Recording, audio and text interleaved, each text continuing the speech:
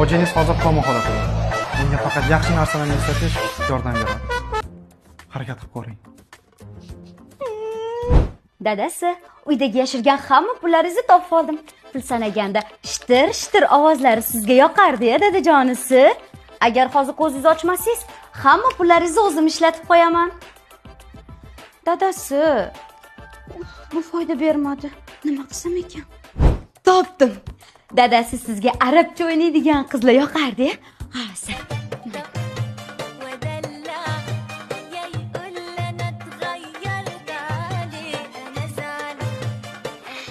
Dadasi. Yana nimalar yoqardi-ya? Voy, Mulaka, assalomu alaykum. 3 kundan beri shu ahvolda yotibdi-dan kelin. Yaxshi narsalarni eslatish kerak ekan. Yaxshi, hozir eslataman-da.